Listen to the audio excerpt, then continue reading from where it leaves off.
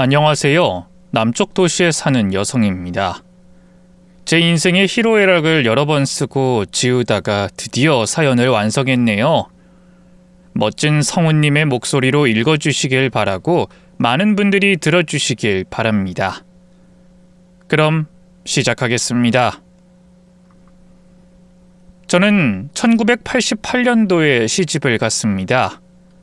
중매로 결혼하게 되었는데 친정 부모님이 부자인 시댁에 무조건 시집을 가라고 해서 2달 정도 연애하고 결혼했답니다. 남편이 많이 순진하고 착해 보여서 믿고 살아갈 수 있을 거라 생각했어요. 그이가 절 보자마자 첫눈에 반했다고 엄청 따라다녀서 사귀게 되었는데 시부모님은 제가 마음에 들지 않아 여러 번 반대하셨습니다. 하지만 남편이 전짓만 하는 사람이라 끝까지 밀고 나가서 결혼까지 하게 되었네요. 결혼 조건으로 시집살이를 하라고 하셨어요. 2년 정도만 하고 분가시켜줄 거라고 시부모님이 말씀하셔서 조금만 힘들면 되겠구나 마음 먹고 시집으로 들어갔어요. 그런데 제가 생각한 것보다 훨씬 더 힘든 시집살이에 2달 만에 10kg이 빠졌고 주부습진까지 왔답니다. 시어머니는 제가 쉬는 걸 보지 못하시고 옆에서 계속 일을 시켰습니다. 집안일 다 했으면 장봐와서 저녁 준비해라. 네, 어머님. 저 혼자 다녀와야 할까요? 그럼 나이든 내가 같이 가리? 시장 가서 고기랑 생선 좀 많이 사오고 밑반찬거리도 사와. 그리고 네 시아버지 구두 수선 좀 해오고 내 반지 좀 늘려와라. 살이 좀 쪘더니 반지가 안 들어간다. 네, 어머님. 너 몸이 많이 굼뜬 것 같은데 좀 빠릿빠릿하게 움직여라. 좋은 집에 시집을 왔으면 감사하게 생각하고 네 한 몸 헌신을 생각해야지. 가진 게 없어서 몸만 왔으니 제대로 때워야 하지 않겠냐? 네, 어머님. 빠릿빠릿하게 움직일게요. 시어머니가 시키는 걸 군말 없이 했고 인상 한 번 찌푸린 적이 없었어요. 그런데 살림을 하면 할수록 몸이 갈려나갈 것 같았습니다. 그 시대에 세탁기가 있음에도 어지간한 빨래는 모두 다 손으로 했고 넓은 집을 매일 쓸고 닦고 시어머니의 심부름을 매일 수십까지 했답니다. 시집간 지 1년 만에 친정 부모님 2분 다 돌아가셨어요. 아버지는 폐렴이 심해서 주무시던 중 심정지로 돌아가셨고 엄마는 당뇨가 있었는데 합병증을 앓다가 세상을 떠나셨답니다. 외동딸이었던 저는 시댁이 전부였고 남편만 믿고 살아야 할 위치가 되었답니다. 시어머니의 잔소리와 무시는 적응되어서 참을만 했어요. 그리고 임신을 하게 되어 생활이 더 나아질 거라 생각했죠. 하지만 임신하고 나서 저의 생활은 더욱더 엉망이 되어버렸답니다. 남편은 임신해서 살이 찌고 배가 나온 저를 거들떠보지도 않았고 시부모님은 변함없이 명령조로 저를 부리셨습니다. 배가 아파서 좀 쉬겠다고 해도 유난 떤다며 욕을 먹어야 했답니다. 어머님, 요즘 배가 계속 안 좋아요. 좀 쉬었다가 병원에 다녀올게요. 네가 뭘 했다고 배가 안 좋냐? 너 요령 피우려고 수 쓰는 거지? 고작 애 하나 가졌다고 왕비 노릇하려는 거야? 왕비 노릇이라니 어머님, 절대 아니에요. 제가 하루도 쉬지 않고 집안일 하는 거 아시잖아요. 이게 애를 가지더니 말대답도 할 줄 아네? 네 돌아가신 부모가 이런 식으로 시집살이 하라고 시켰냐? 어머님, 그런 거 아니에요. 진짜 배가 아파서 말씀드리는 거예요. 배야. 꼴값을 떠네. 아주 상전이 났구만. 그럼 나랑 병원에 가자. 아무 이상 없으면 너 혼날 각오한 게 좋을 거다. 너 돈 없지? 내가 병원비 내주는 대신 이상 없으면 2배로 굴러야 할 줄 알아. 정말 배가 아파서 드린 말씀인데 제 말을 귀뚱으로 들으시고 화가 난 채로 저를 산부인과에 데려가셨어요. 검사를 받았는데 특별한 이상이 없다고 하여 집에 돌아가서 혹독한 살림을 했답니다. 시댁에 일만 한 게 아니라 시아버지가 운영하는 회사에 나가서 잡부처럼 청소도 하고 직원들 밥도 해줬고 시어머니의 수족이 되어 짐꾼도 되고 심부름꾼도 되었습니다. 그게 매일 있는 일상이었고 질리도록 행동했습니다. 다 참고 견딜 수 있던 건 남은 1년만 더 고생하면 분가를 할 계획이었기 때문이었어요. 그런데 출산하고 2년의 시간을 채웠을 때 분가가 아닌 매우 큰 문제가 생겼답니다. 갓난 딸을 키우며 살림을 하느라 남편에게 신경을 제대로 못 쓴 게 너무 미안해서 시아버지 회사에서 일하는 그 일을 찾아갔어요. 시어머니께 허락을 받고 외출했답니다. 회사 앞에서 그 일을 기다리고 있는데 곧 여직원 하나가 저에게 말을 걸더군요. 어머, 이사님 사모님 아니세요? 네, 안녕하세요. 직원분이시구나. 제가 얼굴을 외우지 못했네요. 사모님, 다 알고 오신 거예요? 다 알다뇨? 뭘요? 모르셨나? 제가 괜히 입을 놀렸나 봐요. 죄송해요. 여직원이 무언가 말하려다가 말길래 궁금해서 팔을 붙잡고 물었습니다. 괜찮으니까 무슨 말 하려던 건지 말씀해 보세요. 제가 모르는 게 뭐죠? 이걸 말해도 되나? 아니다. 회사 사람들은 거의 다 아는 거니까 말씀드릴게요. 대신 저한테 들었다고 하시면 안 돼요. 이사님, 회사 비서랑 바람났어요. 둘이 아주 대놓고 연애질해서 모르는 사람이 없습니다. 저는 그럴 리가 없다고 생각하고 여직원에게 제대로 알지 못하면 입을 다물라고 경고했습니다. 어디서 헛소문을 듣고 감히 제 남편을 파렴치한으로 만드냐고 큰 소리를 쳤죠. 여직원이 회사로 들어가고 남편이 나오길래 바로 물어봤습니다. 당신 바람 피워? 뭐? 어디서 그런 소리를 들었어? 방금 들어간 여직원이 당신이 비서랑 그렇고 그런 사이라는데 맞아? 당연히 아니라고 대답할 줄 알았는데 남편은 아무렇지 않게 그렇다고 대답했습니다. 맞아. 뭐라고? 지금 바람 피운다고 고백한 거야? 그렇다니까. 왜? 내가 애인 있다는 게 믿어지지 않아? 여보, 지금 장난하는 거지? 아니, 당신이 몸이 불어서 너무 못나 보여서 비서랑 연애 좀 하고 있었어. 왜? 안 돼? 남편은 긴장 하나 하지 않았고 잘못했다는 걸 아예 모르는 얼굴이었습니다. 당신 지금 하는 말 진실이야? 내가 얼마나 만만하면 바람 피운다고 당당하게 말해? 그럼 만만하지. 아들 낳은 것도 아니고 딸내미를 낳은 데다 외모도 예전 같지 않고 아줌마가 됐잖아. 뭐라고? 당신 원래 이런 사람이었어? 순진하고 착한 사람은 어디 가고 이렇게 나쁜 짓을 하고 나에게 상처를 줄 수가 있어? 왜? 내가 바람 피웠다고 하면 이혼이라도 하려고? 당신 뭐 있어? 돈이 있어? 갈 곳이 있어? 없잖아. 나 아니면 어디 가서 사람 구실도 못하고 살 거 아니냐고. 내 덕에 공짜로 먹고 살면 감사한 줄 알아야지. 어디 회사 앞에서 감히 성질을 내나. 정말이지 꿈이었으면 하는 바람이었습니다. 남편의 태도에 온몸에 힘이 빠져버렸고 바람을 피웠다는 말에 땅이 꺼지는 것 같았습니다.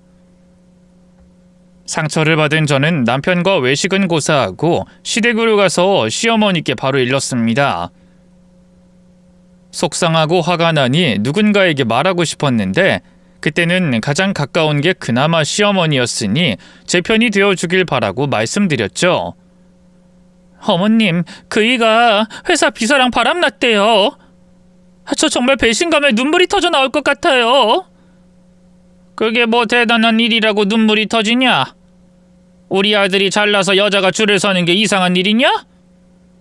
어머님, 지금 그이 편을 드는 거예요? 바람을 피웠다고요? 바람을요? 시아버지가 바람나도 이렇게 대답하실 거예요? 그러자 바로 따귀를 한 대 맞았습니다. 이게 어디서 행패를 부려? 야, 네가 남편 간수 잘했어야지. 너 거울 안 보냐? 애 낳고 돼지 된 거 모르고 있니? 내가 네 서방이라도 밖에 나가서 바람 피우겠다. 아이, 어머님, 너무하세요. 저 이 집에서 더는 못 살겠어요. 이혼하겠습니다. 아이씨고, 네가 돌아갈 친정이 있냐 아니면 돈이 있냐? 아무것도 없는 기집애가 어디서 집을 나가겠다고 하는 거야? 너 나갈 거면 네 몸만 나가라. 우리 손녀딸은 내버려두고 나가란 말이야. 알았냐? 제 딸을 한 번도 안아주지 않으시면서 데리고 나가면 안 된다고요? 어머님, 도대체 저한테 왜 이러는 거예요? 남편도 아버님도 어머님도 왜 이렇게 저를 하찮게 여기고 시녀처럼 부려먹기만 하세요? 이게 또 맞고 싶어 환장했나 보네. 좋다. 오늘 아예 날 잡았다고 치자. 네 주둥아리에서 나온 말들에 대한 대가를 제대로 치를 준비해라. 그날 저는 시어머니한테 온몸에 멍이 들도록 맞았어요. 회사에서 돌아온 시아버지도 남편도 제가 그렇게 된 걸 슬쩍 보기만 하고 아무 일도 없는 듯 저녁을 드시더라고요. 억울하고 서글퍼서 딸을 데리고 밤에 몰래 나갔는데 시아버지가 경찰에 신고해서 몇 시간 만에 잡혀 들어왔어요. 시아버지는 엄한 목소리로 경고했습니다. 집안에 사람을 잘 들여야 했는데 이런 일이 생기고 말았네. 며느리 너 이혼하고 싶으면 혼자 나가라. 우리 핏줄을 데리고 나갈 생각은 집어치우고 너 혼자만 나가란 말이야. 너네가 이 지역에서 얼마나 힘이 있는지 알지? 네 인생이 망가지기 원하지 않으면 조용히 입 닫고 살아라. 그리고 아들, 너도 바람 그만 피워. 회사에서 소문이 쫙 나서 내가 얼굴 들기가 민망하다고. 바람을 피울 거면 직업 말고 다른 여자를 만나든가. 저를 혼내면서 남편에게도 경고했는데 이게 경고인지 조언인지 모르겠더라고요. 저는 딸과 떨어지고 싶지 않으니 결정권이 하나밖에 없었습니다. 시댁에 남고 남편을 용서하고 이해하는 것이었습니다. 그이는 제가 집을 한번 가출했더니 바람을 다시는 피우지 않겠다고 했어요. 그 말을 곧이곧대로 믿을 수는 없지만 앞서 말한 대로 선택권이 없어서 참고 넘어갔답니다. 이후 분가를 원했지만 시부모님은 시댁에서 나가지 못하게 했습니다. 제 딸을 예뻐하지도 않으면서 딸이 눈에서 멀어지면 안 된다며 시집살이를 계속하라고 하셨죠. 저는 한 달에 한 번씩은 꼭 분가 이야기를 하면서 시댁에 나가고 싶은 마음을 내비쳤는데 항상 돌아오는 대답은 쌍욕뿐이었습니다. 시어머니는 가진 게 없는 제 주제에 바라는 게 왜 이렇게 많으냐며 입 좀 다물고 시키는 대로 살라고 하셨어요. 5년의 세월을 더 참고 살았는데 그땐 제 몸은 말도 못하게 앙상해졌어요. 애기 낳고 돼지라고 놀리던 남편이 이젠 해골바가지라고 조롱했답니다. 진짜 볼품없는 해골바가지네. 당신 밥을 잘도 먹으면서 왜 이렇게 삐쩍 마른 거야? 왜긴 왜야. 시집살이에 지치고 육아하느라 힘들어서 그렇지. 어디 가서 살 빠지는 짓 하는 거 아니야?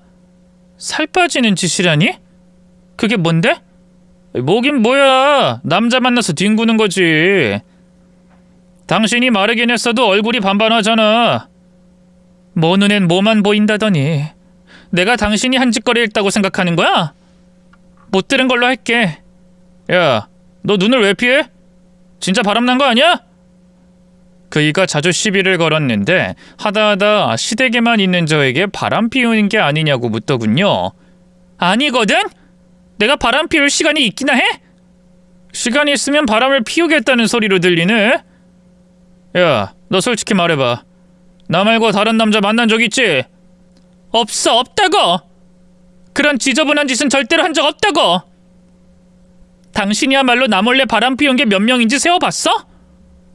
회사 비서부터 시작해서 미용실 직원, 보험 설계사, 내 딸 어린이집 선생까지 아주 더럽게 살았잖아. 이 여편네가 내 질문에만 대답할 것이지 내 과거 이야기는 뭐하러 해? 당신 같은 남자랑 사는 내가 하도 불쌍해서 그런다. 시집와서 내내 고생만 하고 바람 피우는 남편 참아주고 살고 있는 내 인생이 참혹하고 안타까워서 그런다고.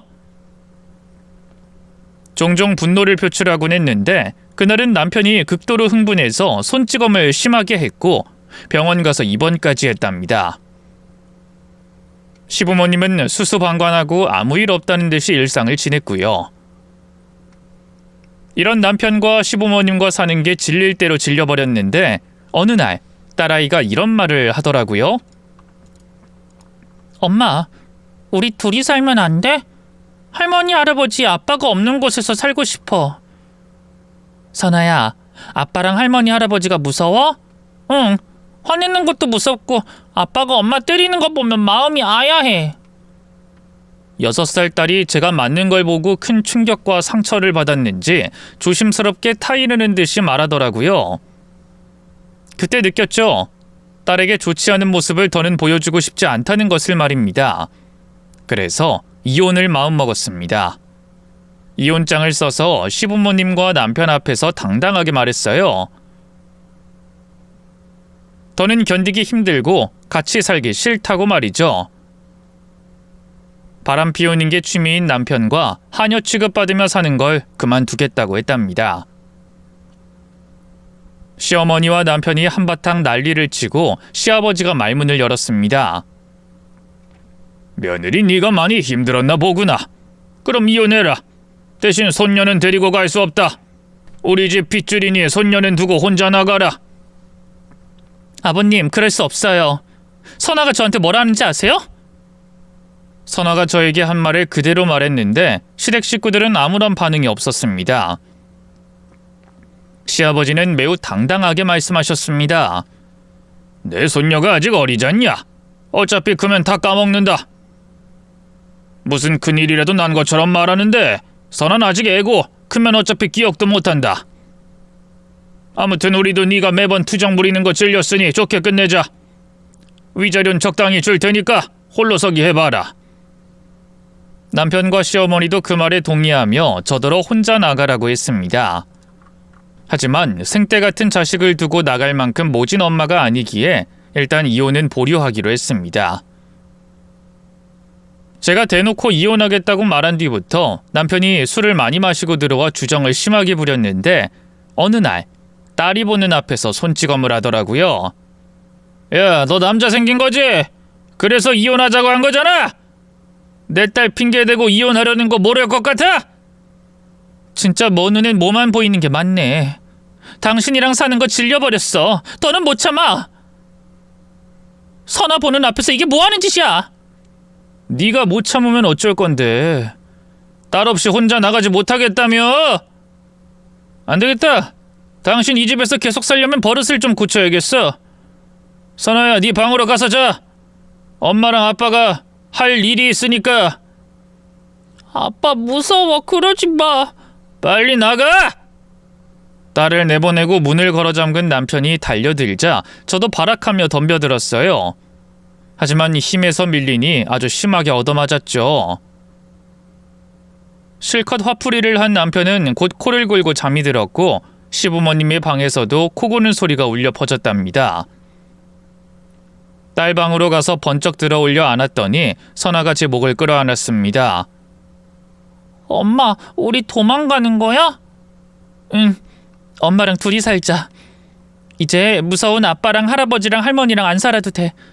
엄마랑 멀리 가서 살자. 야반도주 말고는 다른 방법이 떠오르지 않았어요. 법정 이혼하게 되면 양육권을 빼앗길 테니 식구들이 찾지 못할 곳으로 도망가기로 했죠. 버스와 기차를 번갈아 타고 멀리 도망갔어요. 그동안 비자금을 모아왔기 때문에 방 한 칸 구할 수 있었고 당분간 생활비를 쓸 돈이 있었습니다. 일주일 동안 딸아이와 모처럼 웃을 수 있었고 재밌는 시간을 보냈는데 곧 경찰과 시부모님과 남편이 단칸방에 들이닥쳤습니다. 시어머니가 딸을 빼앗아 가서 분개했더니 경찰들이 절 붙잡고 하얀 옷을 입은 남자들에게 넘기더군요. 시어머니는 당당하게 말했습니다. 정신병자가 우리 손녀 데리고 집을 나왔어요. 극단의 조치가 필요하니 정신병원에 입원시키길 바랍니다. 가족들 사인 다 했으니 바로 잡아가세요. 어머님, 제가 정신병자라뇨? 지금 무슨 짓을 하는 거예요? 정신이 온전치 못해 우리 손녀를 데리고 도망 나왔잖아. 넌 치료가 필요해. 병원 가서 네 머리통을 고쳐먹도록 해라. 아니잖아요. 그게 아니라 당신들이 다 못살게 굴었잖아요. 힘들어서 나온 건데 정신병자로 신고를 하다뇨. 말도 안 돼요. 저 좀 놔줘요. 경찰 아저씨 나 억울해요. 제발 우리 딸 데리고 가지 못하게 해주세요. 이미 정신병원 입원 동의서에 가족들이 사인을 해서 저는 병원차에 끌려갔습니다. 소리를 고래고래 지르자 진정제를 놓아주며 잠들게 했죠. 깨어나 보니 사방이 하얀 벽이었고 정신병원 이름이 빼곡히 적힌 환자복을 입고 있었답니다. 나가게 해달라고 빌기도 하고 화도 내봤지만 아무도 저의 말에 귀를 기울여주지 않았어요. 오히려 난동을 피운다며 침대에서 벗어나지 못하게 했죠. 날짜가 얼마나 흘렀는지 모른 채로 병원에서 누워서 지냈답니다. 간호사가 서류 한 장을 주었는데 이혼 판결서더라고요. 남편과 시부모님이 변호사를 써서 이혼 처리를 하고 제 딸을 빼앗아갔답니다. 딸을 찾으려고 병원에서 탈출하다가 붙잡혀 입원 기간은 더 길어졌어요. 그러다 더는 병원비를 내지 않았는지 퇴원을 시키더군요. 의사와 간호사들을 원망하고 증오하면서 병원을 벗어나 바로 시댁으로 찾아갔습니다. 저기요, 어머님, 아버님! 누구세요? 여기 사는 사람들 어디 갔어요? 이 집에 이사 온 지 몇 달 됐는데 전에 살던 사람들 찾아온 것 같군요. 이사요? 어디로요? 어디로 갔나요? 그거야 우리도 모르지. 부동산에 가서 물어보든 이웃들에게 물어보든지 하시오. 시댁 식구들이 딸을 데리고 어디론가 이사를 갔다고 하여 회사는 그대로 있겠지 하고 찾아가 봤습니다. 예전에 저에게 남편 외도 사실을 알려준 여직원을 마주치게 되어 얼른 물어봤습니다. 저 기억하시죠?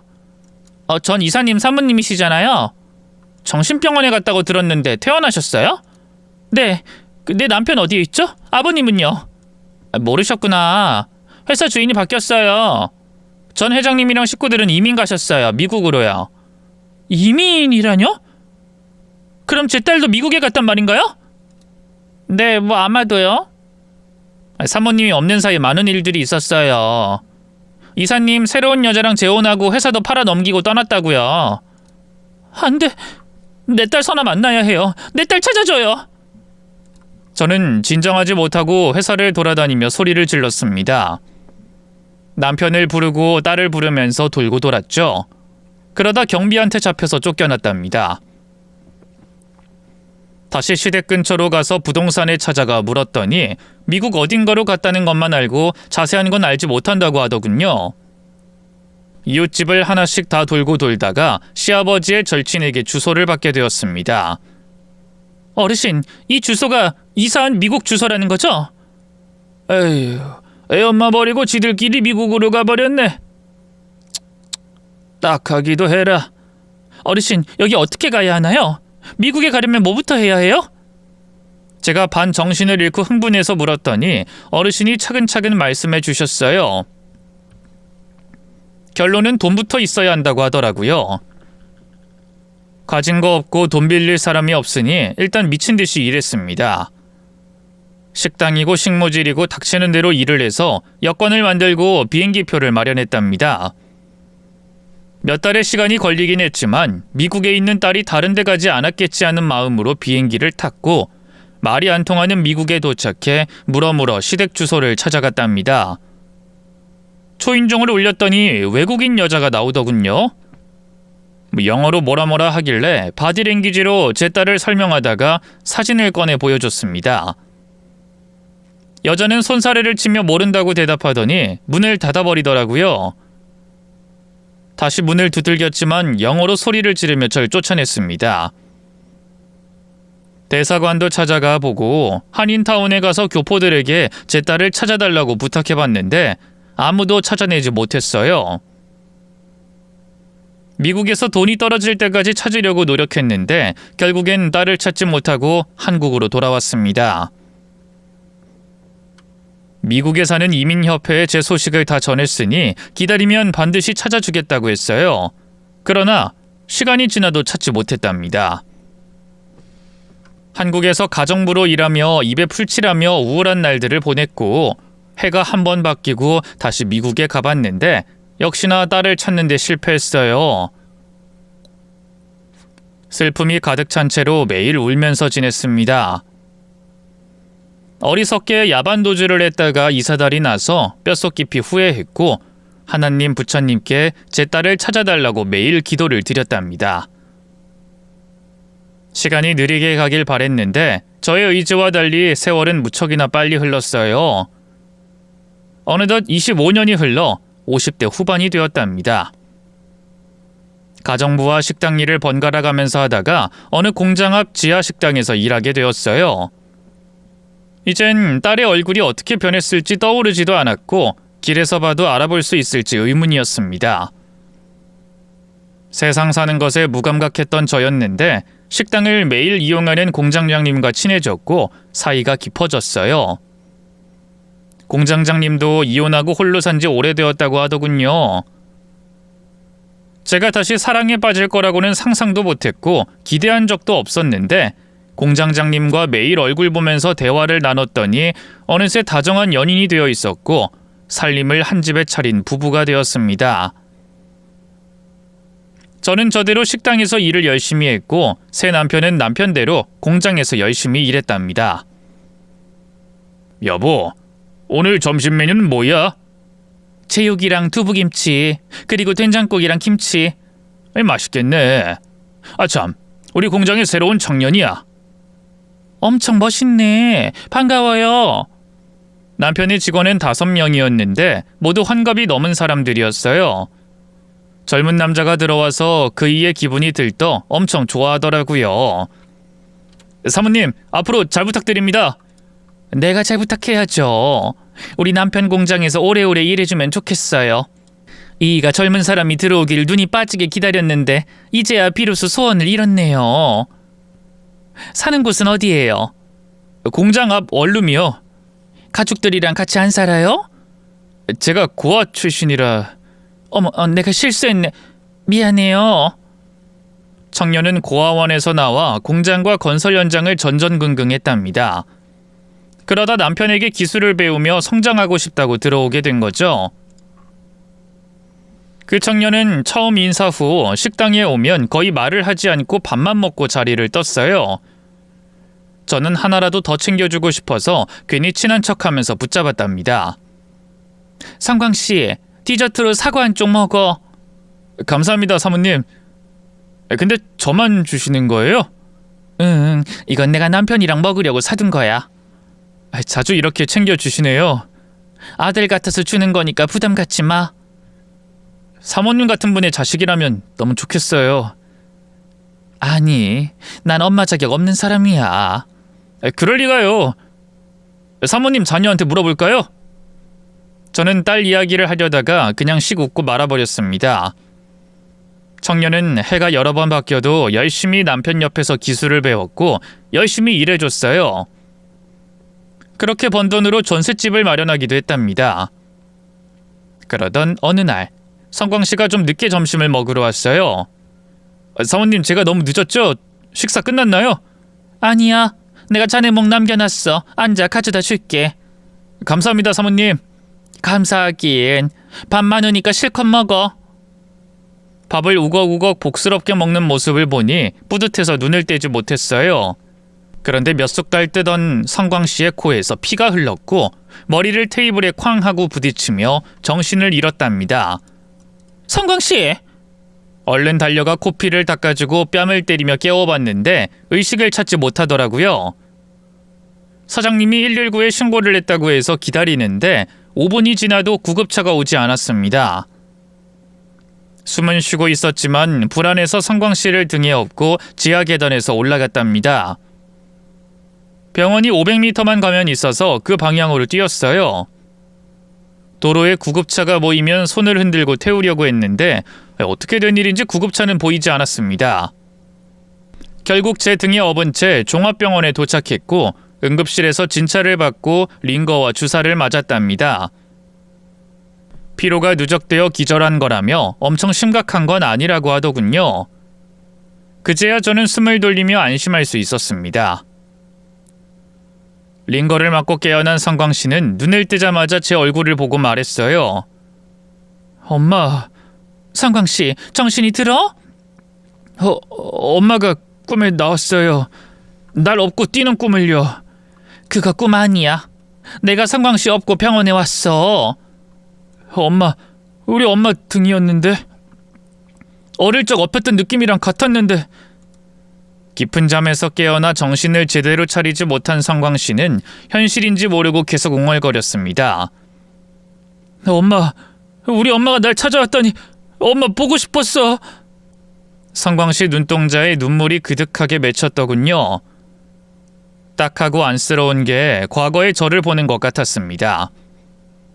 아직 정신을 차리지 못한 상광씨에게 힘이 되어주고 싶어 이렇게 말해줬습니다. 그래 아들, 우리 상광이 엄마 많이 보고 싶었지? 엄마도 상광이가 매일매일 보고 싶었어. 엄마, 다신 날 떠나지 않을 거지? 응, 엄만 어디 안 가. 항상 상광이 옆에 있을게. 누워있는 상광씨에게 몸을 숙여서 안아줬습니다. 엄마 품 좋다. 엄마, 상광씨는 엄마라고 여러 번 부르더니 다시 잠이 들었습니다. 자고 있는 상광씨를 내려다보니 정말 제 자식 같은 느낌이 들었어요. 머리를 쓸어 넘겨주며 이마에 손을 올려주고 손도 잡아줬어요. 상광씨는 잠든 채로 제 손을 꽉 쥐어잡고 놓아주지 않았답니다. 그 순간 저도 울음이 터져나와 고개를 돌리고 숨죽여 눈물을 흘렸답니다. 제 딸 선아가 보고 싶었고 상광씨가 안타까워서 여러 슬픈 감정이 뒤섞여 폭발해버렸습니다. 저녁에 깨어난 상광씨는 개운한 얼굴로 일어나 저에게 감사 인사를 전하더군요. 사모님, 저 때문에 시간 많이 빼앗겼죠? 죄송해요. 죄송하긴 뭐가 죄송해. 상광씨, 일이 힘들면 좀 쉬어가면서 해.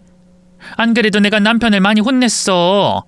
상광씨를 너무 부려먹어서 과로 때문에 쓰러졌으니 앞으로 또 이런 일 생기면 내가 혼쭐 내주겠다고 큰소리 뻥뻥 쳤다고.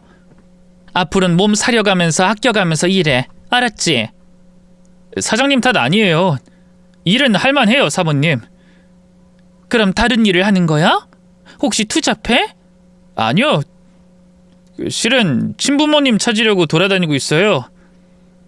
DNA도 등록했고 예전에 살던 고아원에 찾아가서 부모님과 살던 집을 알아냈거든요. 밤마다 여기저기 돌아다니기도 했고 잠을 못 자기도 했어요. 아유, 저런. 부모님을 찾느라 마음고생이 심했구나. 그래서 뭔가 소식은 있어? 상광씨는 큰 한숨을 내쉬며 말하더군요. 아니요, 아무것도 없어요. 이름을 알아냈고 사는 곳도 알아냈는데 주민등록 말소가 되어서 어디서 어떻게 사는지 알 방법이 없대요. 노숙자 쉼터 같은 데 돌아다니고 있는데 찾아지지 않네요. 제가 딸을 찾으러 다닐 때가 떠올랐습니다. 제가 헤매던 시기처럼 상광씨도 가족을 찾고 있다는 걸 들으니 가슴이 미어지더군요. 그래서 저도 딸 이야기를 해줬답니다. 과거 시집살이와 야반도주, 그리고 정신병원에 입원하며 딸을 빼앗긴 걸 세세히 이야기해줬습니다. 그러자 상광씨는 눈이 쏟아질 듯 크게 뜨며 놀라더군요. 사모님, 그런 아픔이 있는 줄 몰랐어요. 항상 밝으시고 웃고 계셔서 슬픔을 담고 지내는지 몰랐습니다. 나는 슬퍼할 자격도 없는 사람이야. 그때 어리석은 결정을 해서 25년 넘게 딸을 못 만나고 있잖아. 참 서글프지. 사모님, 그래도 희망을 버리지 마세요. 저도 희망을 잃지 않을 겁니다. 저도 사모님도 반드시 사랑하는 가족을 찾을 겁니다. 나보다 상광씨가 어른스럽네. 역시 자네는 인품 훌륭하고 멋진 사람이야. 나중에 어떤 여자랑 결혼할지 궁금해지네. 아, 말 나온 김에 상광씨 애인은 있어? 분위기를 전환할 겸 연애사를 물었습니다. 그러자 상광씨가 피식하고 바람 빠지는 웃음소리를 내더군요. 네, 있습니다. 아주 착하고 천사 같은 여자랑 만나고 있어요.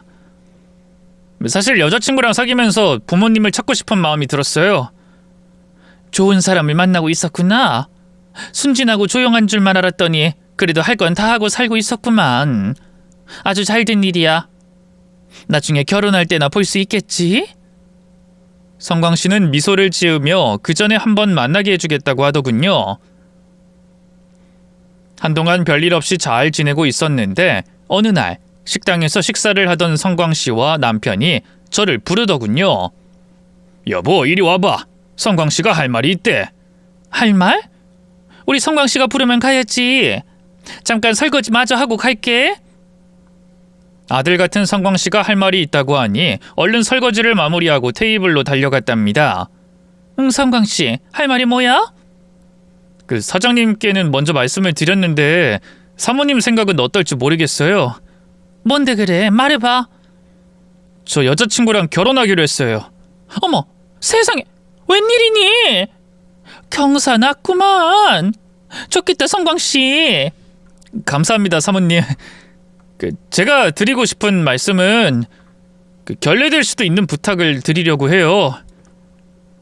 상견례 자리에 사장님과 사모님이 같이 가주시면 안 될까요? 처가에서 결혼 전에 밥 한 끼 먹자고 하셨는데 제가 존경하고 좋아하는 두 분 이야기를 했어요. 두 분을 소개해드리고 싶어요.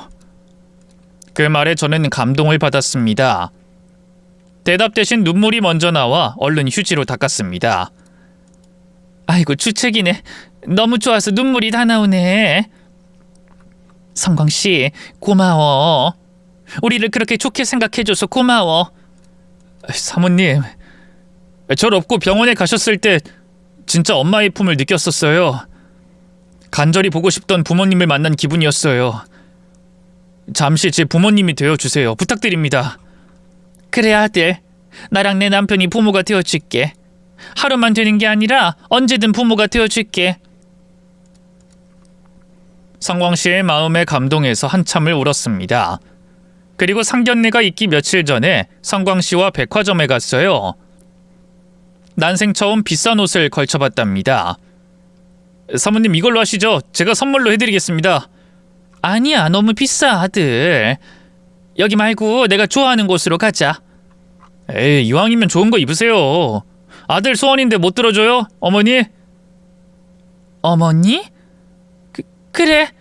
아들님이가 선물해주는 거니 욕심부려서 받을게.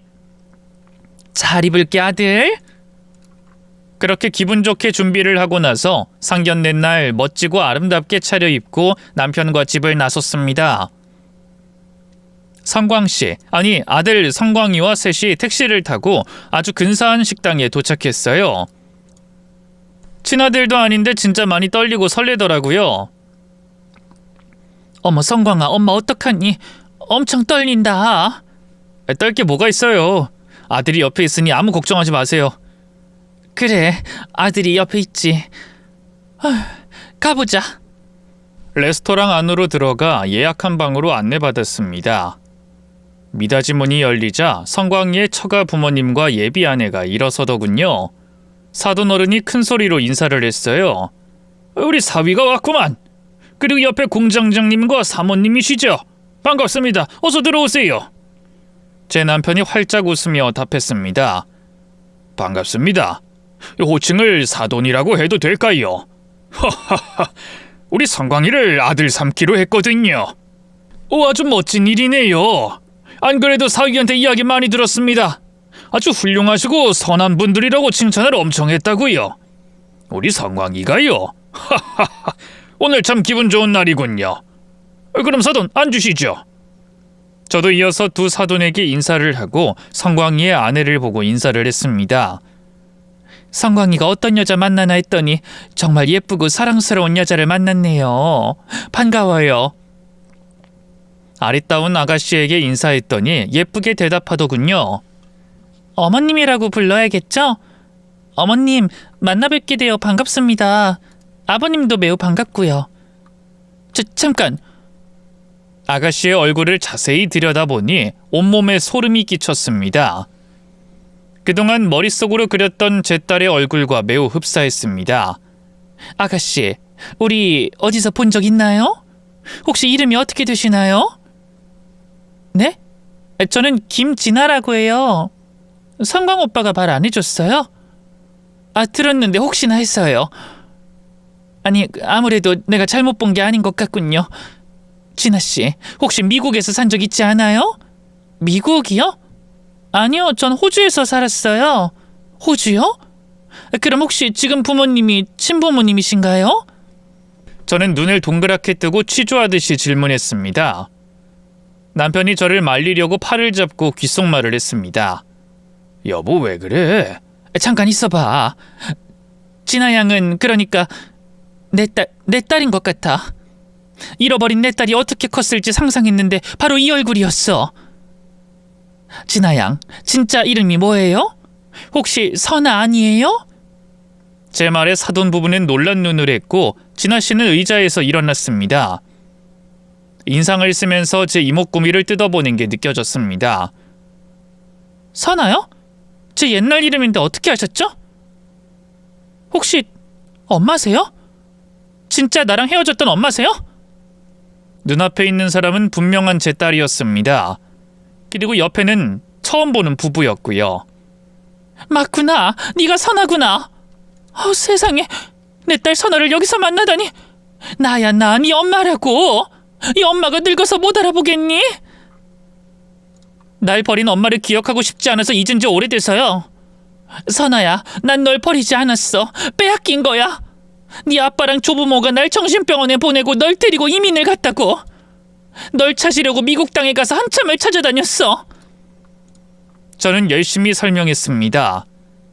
딸과 어떻게 헤어지게 되었는지, 잃어버린 후 찾아다니고 그리워하던 날들을 더듬거리며 말했어요. 난 정말로 널 버린 게 아니야. 그때 그러니까 야반도주를 하고 시부모님이 날 찾아내서 정신병원에, 그리고 널 데리고 이민을 갔어. 미국으로 갔다고 들어서 한참을 찾아다녔다고. 저기 흥분하신 것 같은데 진정하세요.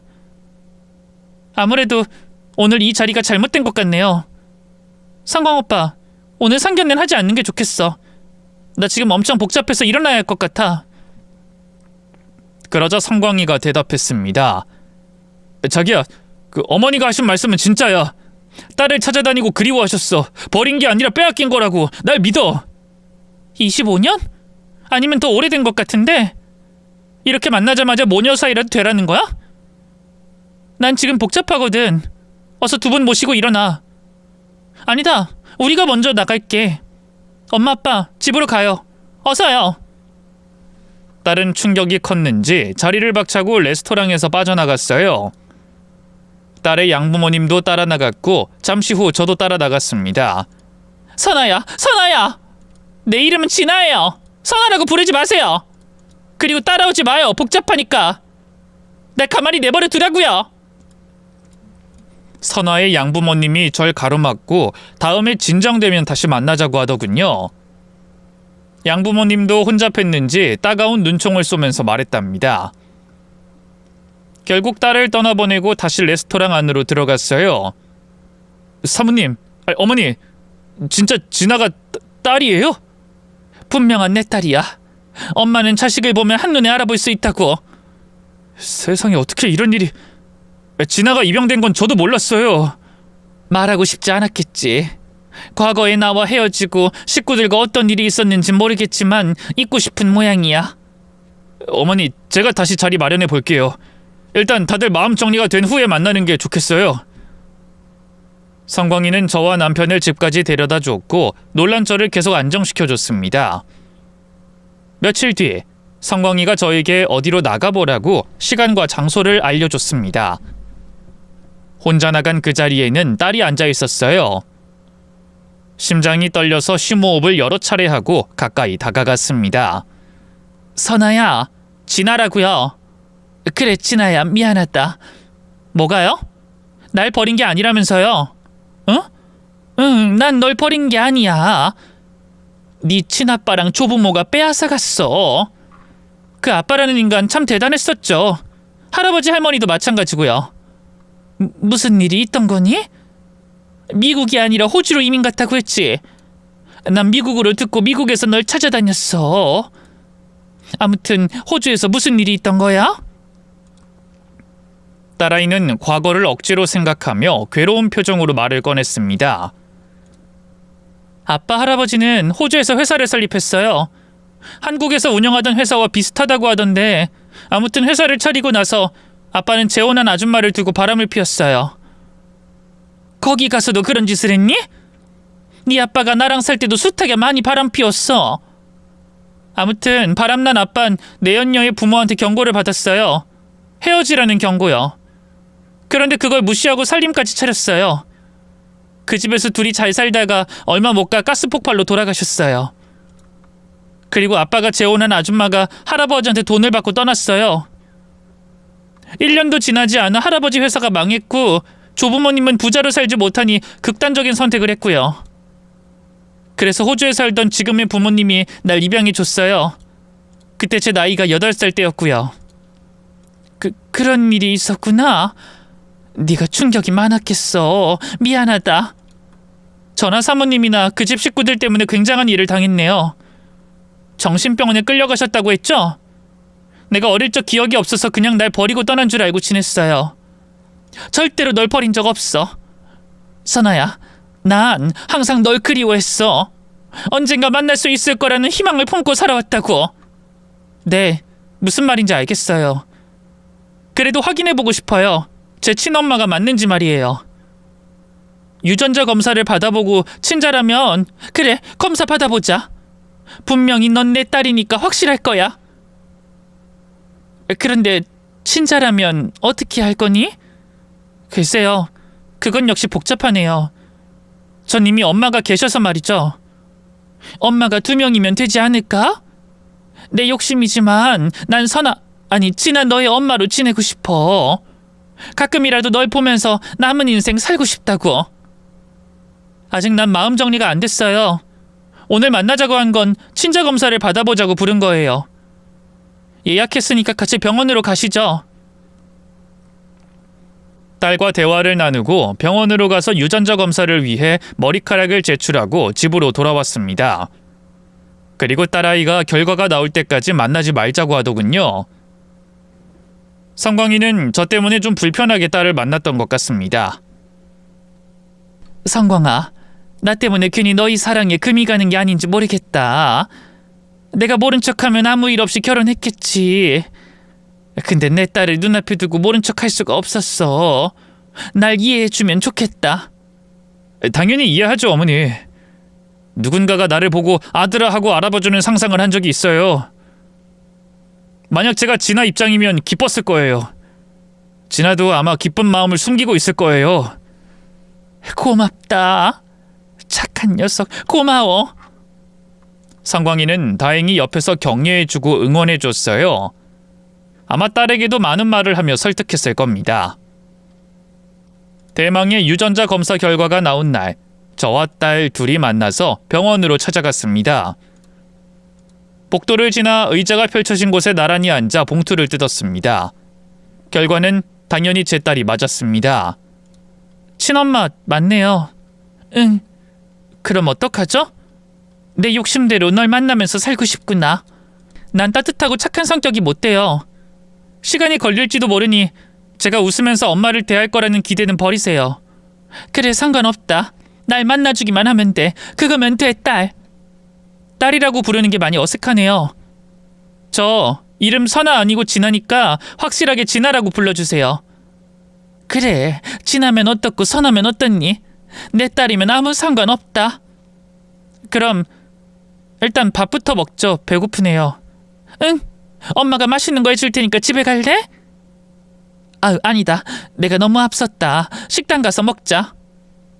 유전자 결과를 듣고 극적인 포옹이나 감동은 없었습니다. 딸이 어색하게 앞에 앉아서 밥을 오물오물 먹었고 저도 눈치를 봐가며 천천히 먹었답니다. 결혼식 때 어디 앉으실 거예요? 응? 결혼식 때? 듣자 하니 성광 오빠한테 엄마 같은 사람이 되어준다고 하셨다면서요? 그렇지. 그럼 오빠 혼주석에 앉으실 거예요?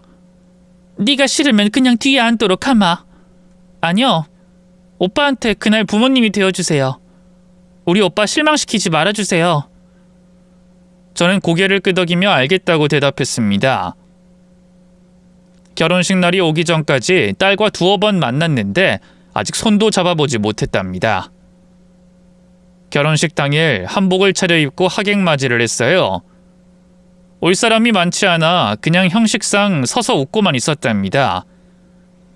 그러다 성광이 장모가 저를 신부 대기실로 들어가 보라고 했어요. 딸이 저에게 할 말이 있다고 해서 얼른 들어갔답니다. 진아야, 무슨 일이니? 나 찾았다면서.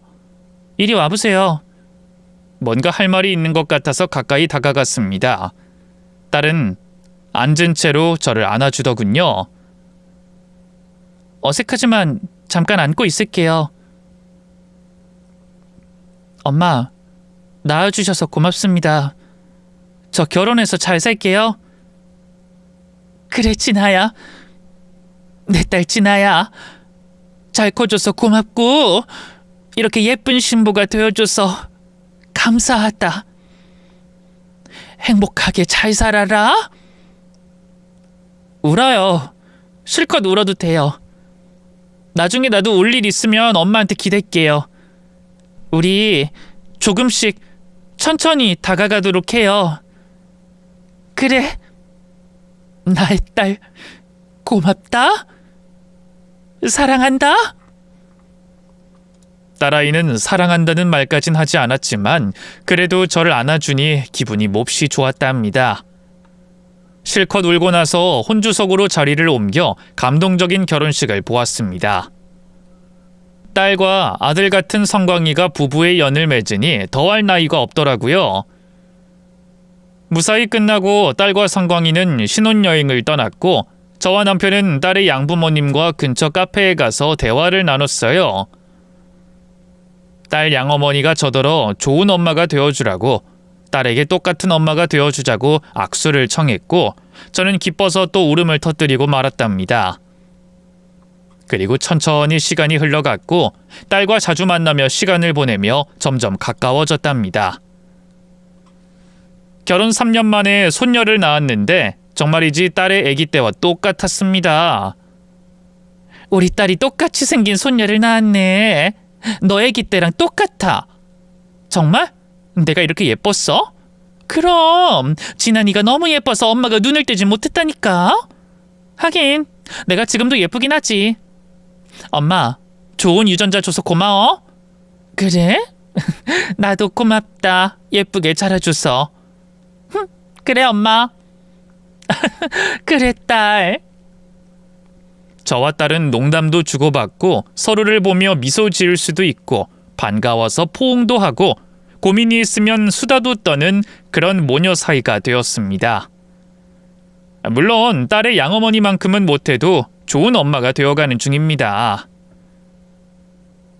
제가 살아온 이야기와 남들에게 쉽게 꺼내지 못한 사연들을 써봤는데 어떠셨나요? 재밌었나요? 슬프셨나요?